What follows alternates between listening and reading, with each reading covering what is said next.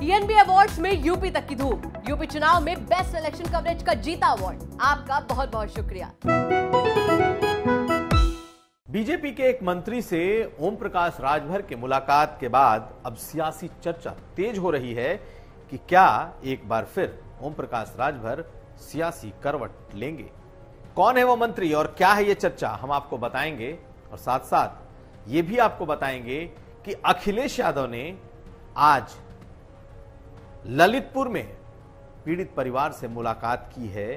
तो क्या अखिलेश यादव इस टर्म में यानी कि इस बार नेता विपक्ष के तौर पर ज्यादा एक्टिव हो रहे हैं। साथ साथ ये भी जान लीजिए कि मुख्यमंत्री योगी आदित्यनाथ आज जब अपने घर गए तो वहां की तस्वीरें कैसी थी। नमस्कार, मैं हूं कुमार अभिषेक, आप देख रहे हैं यूपी तक और हम हाजिर हैं अपना न्यूज शो आज का यूपी लेकर। आज एक अचानक ही राजनीतिक घटनाक्रम लखनऊ में हुआ।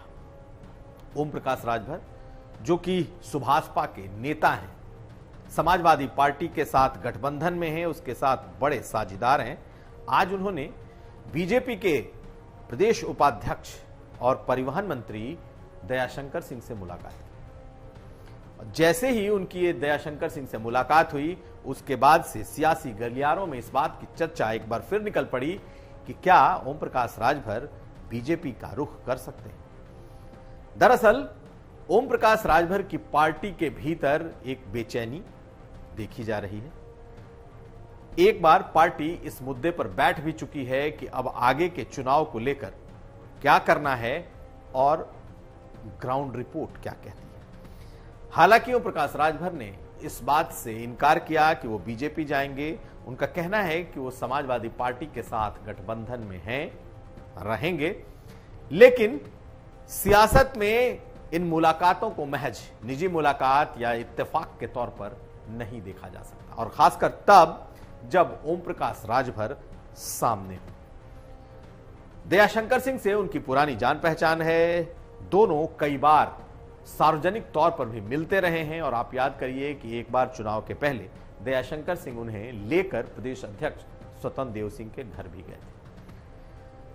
ये बात भी साफ आप समझ सकते हैं कि दयाशंकर सिंह वो कड़ी हैं जो कि कहीं ना कहीं ओम प्रकाश राजभर को बीजेपी के शीर्ष नेतृत्व से जोड़ते भी हैं। और कुछ दिन पहले, होली के पहले, यह भी चर्चा चली थी कि ओम प्रकाश राजभर की मुलाकात अमित शाह से दिल्ली में हुई। इस बात को हालांकि ओम प्रकाश राजभर की तरफ से इसका डिनायल आया, लेकिन बीजेपी के अंदर खाने ये बात आज भी सही है कि यह मुलाकात हुई थी। ऐसी स्थिति में आज की इस मुलाकात के क्या मायने निकाले जाएं? कहीं ओम प्रकाश राजभर बीजेपी की तरफ पींगे तो नहीं बढ़ा रहे।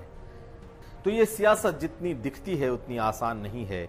इसी पर आज टिप्पणी की थी सिद्धार्थनाथ सिंह ने। वो भी बीजेपी के साथ साझेदारों को लाने के प्रोसेस का हिस्सा रहे हैं और उन्होंने एक मार्के की बात कही है और उन्होंने कहा है कि देखिए, आगे आगे देखिए होता है क्या।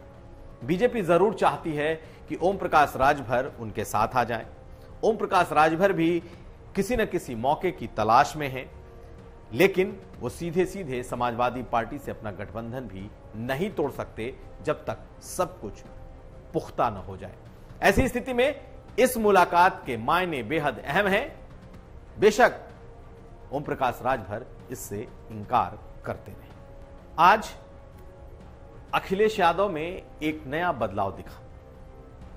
नया बदलाव इसलिए कह रहा हूं क्योंकि शायद यह पहली बार है जब घटना के 24 घंटे के भीतर ही अखिलेश यादव मौके पर पहुंच गए। जी हां, यह घटना ललितपुर के उस रेप की घटना की चर्चा है जो कल जब सुर्खियों में आई कि एक दलित लड़की की, 13 साल की एक दलित लड़की के साथ न सिर्फ 4 लड़कों ने बलात्कार किया था, बल्कि जब वो थाने पहुंची तो थानेदार ने भी उसके साथ रेप किया।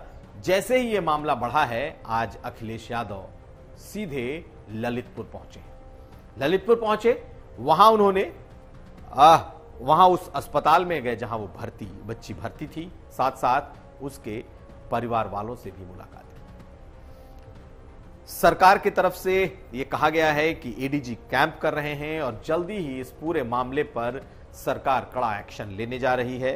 पहले ही जो एसएचओ हैं उसे निलंबित कर लिया गया है, आज उनकी गिरफ्तारी हो गई। लेकिन चर्चा इसकी राजनीतिक इसलिए है क्योंकि आप देखते रहे होंगे कि अभी तक कोई भी बड़ी घटना हो, चाहे वो हाथरस की घटना हो, चाहे लखीमपुर खीरी की घटना हो, सोनभद्र की घटना हो, प्रियंका गांधी सबसे आगे सबसे पहले पहुंची थी। लेकिन इस बार अखिलेश यादव जब नेता विपक्ष के तौर पर सामने आए हैं, सरकार बेशक न बन पाई हो, लेकिन इस बार वो शुरू से ही काफी एक्टिव दिखाई दे रहे हैं। अभी तक कई जिलों का दौरा कर चुके, लेकिन सरकार को घेरने का वो मौका नहीं छोड़ना चाहते और यही वजह है कि इस बार नेता विपक्ष के तौर पर वो सबसे ज्यादा सक्रिय और एक्टिव दिखाई दे रहे हैं।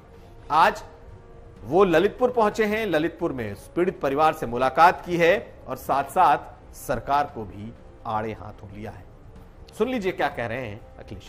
जिन लोगों ने अपराध किया उनके घर पे भी बुलडोजर चलना चाहिए क्या? मैंने यही सवाल पूछा है कि क्या पुलिस स्टेशन पे बुलडोजर चलेगा कि नहीं चलेगा, जहाँ पर उस बेटी के साथ ऐसी घटना हुई है, और क्या थाने अराजकता के सेंटर नहीं बन गए? सरकार भेदभाव नहीं करे तो इसकी भी मदद हो, परिवार की सरकार मदद करे। उन्नाव में तो मदद कर दी, नर्स फांसी पर लटक गई और सुनने में आ रहा है क्योंकि भारतीय जनता पार्टी के विधायक ने उसका उद्घाटन किया था, इसलिए मदद पहले पहुंच गई। मदद यहां कब पहुंचेगी? इस परिवार की मदद होनी चाहिए और इस परिवार को सुरक्षा मिलनी चाहिए। और अब कुछ तस्वीरें मुख्यमंत्री योगी आदित्यनाथ के उनके घर के, यानी कि उत्तराखंड में उनके घर के दौरे की। जब वो अपने गांव पंचोर पहुंचे तो उसके बाद किस तरीके से उनका स्वागत हुआ, कुछ वीडियोज सामने आए। मां के साथ उन्होंने जब पहली मुलाकात की 2017 के बाद वो पहली बार गए हैं, तो एक वीडियो आया जिसमें वो कह रहे हैं कि पहचाना मुझे और मां उन्हें पहचानती है। इसके अलावा आज वहां उनसे मिलने वालों का भी तांता लगा रहा। बड़े बड़े नेता, साथ साथ बाबा रामदेव, कई साधु संत उनसे मिलने पहुंचे। लेकिन कुछ ऐसे वीडियो भी आए कि वो फुर्सत के क्षण में पहाड़ों पर, अपने घर के आसपास पहाड़ों पर घूमते दिखाई दिए। बच्चों के साथ तस्वीरें खिंचाते योगी आदित्यनाथ दिखाई दिए। हम इन तस्वीरों के साथ आपको छोड़े जा रहे हैं। चलो चलो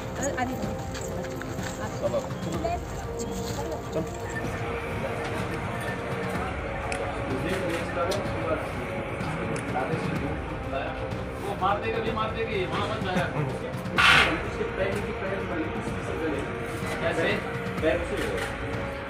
तो ये था आज का यूपी। हम फिर हाजिर होंगे, तब तक आप देखते रहिए यूपी तक।